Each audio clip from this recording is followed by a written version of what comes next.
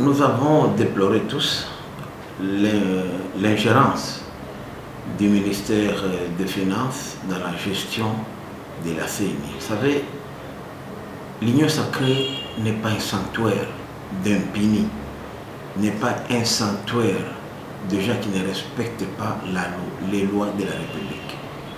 L'Union sacrée, c'est le changement, c'est la bonne gouvernance. C'est surtout le respect des lois de la République. L'article 211 de la Constitution stipule que les opérations électorales est une compétence exclusive de la CENI. Et si vous allez plus loin, l'article 6 de la loi électorale parle de l'autonomie de gestion et de l'administration de la CENI. Qu'est-ce que cela veut dire? Cela veut dire que lorsque le gouvernement Sama Lukonde, l'année passée, avait déclaré avoir mis à la disposition de la CENI 104 millions de dollars, ces 104 millions de dollars ne devraient plus se retrouver jusqu'à aujourd'hui dans un compte de la BCECO. On sait bien que la BCECO est une direction qui dépend du ministère des Finances. Pourquoi ne pas mettre cet argent-là à la disposition de la CENI qui en est responsable de tutelle? Et en plus, nous savons que nous courons contre l'État aujourd'hui. Pour organiser de bonnes élections, il nous faut au maximum, non, plutôt au minimum 700 jours. Or, quand vous regardez aujourd'hui, 700 jours, c'est presque 2 ans. Donc nous sommes vraiment à la limite. Il faut faire vite. L'argent que le ministre des Finances a mis à la disposition de la CENI, il a dit lui-même, j'ai reçu ces 37 millions de dollars. Donc c'est les 104 millions. Quand on prend 37 millions qu'il a mis, il a mis d'abord lui-même que 2 millions c'était pour le paiement des salaires. Nous savons que le paiement des salaires aujourd'hui, tous les agents de la CENI sont bancarisés. Donc quand vous mettez cet argent à la banque, les dirigeants de la CENI actuelle ne vont pas y toucher. Ils vont juste constater que les agents ont été payés dans leurs comptes respectifs. Il parlait des commandes de véhicules. C'est le ministre des Finances lui-même qui a commandé les véhicules. La CENI n'a jamais commandé les véhicules. Et puis il faut faire un distinguo entre la CENI de Nanga, le bureau sortant, et le bureau actuel de M. Kadiko. Mais on a accusé même la CENI d'avoir surfacturé. La surfacturation est une faute de gestion.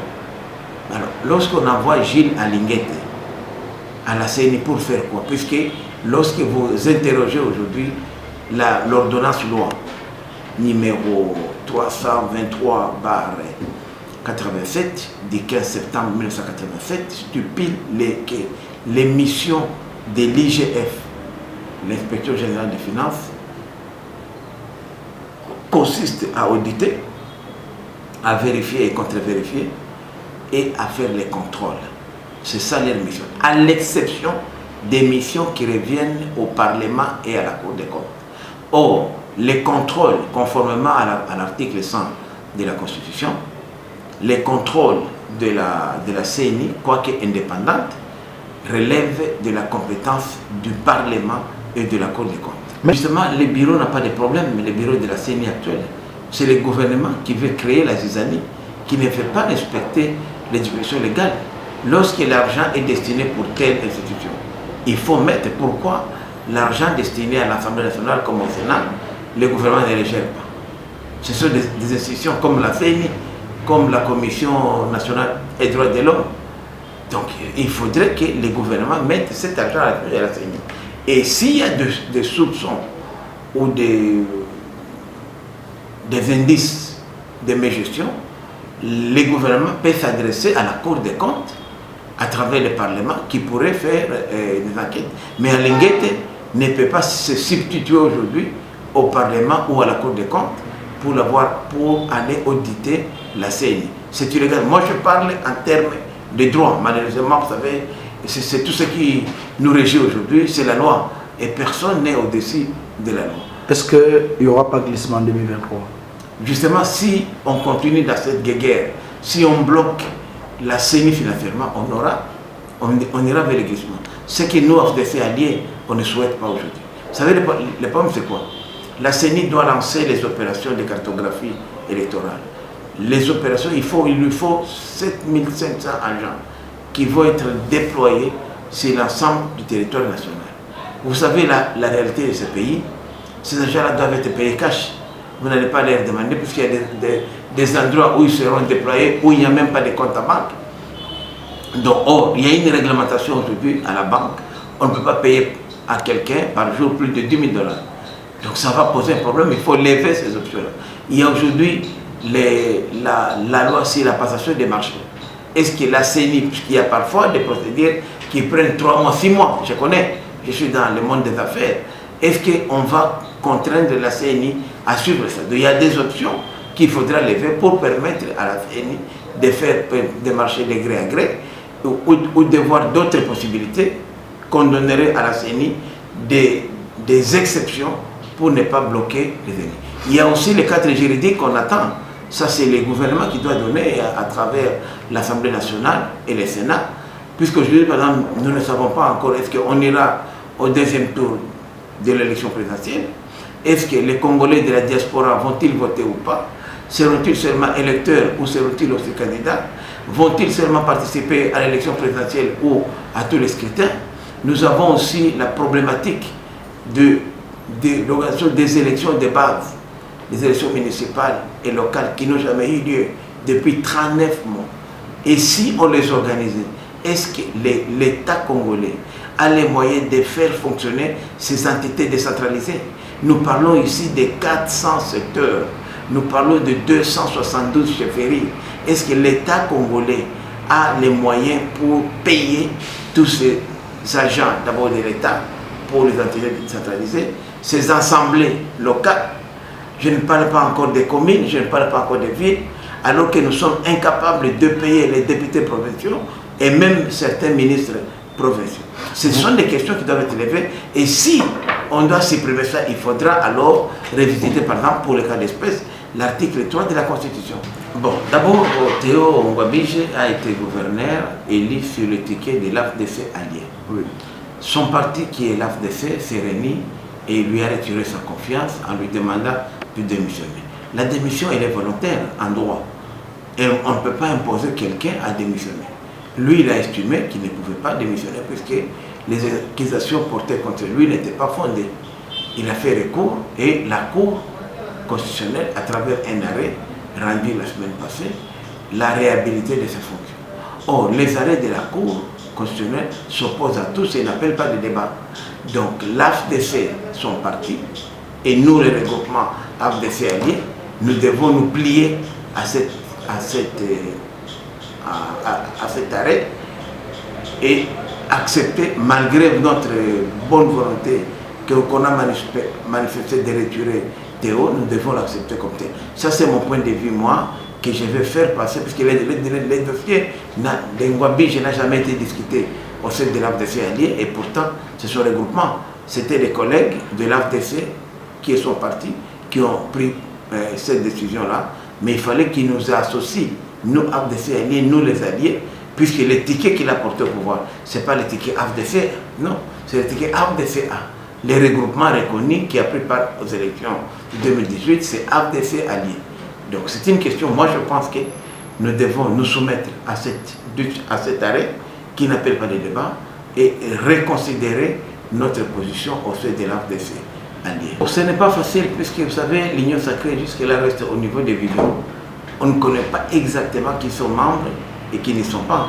Mais ce qui est vrai, qu'il y a quand même des mots d'ordre qui ont été donnés et que dans la plupart des assemblées provinciales, l'Union sacrée a gardé une certaine majorité.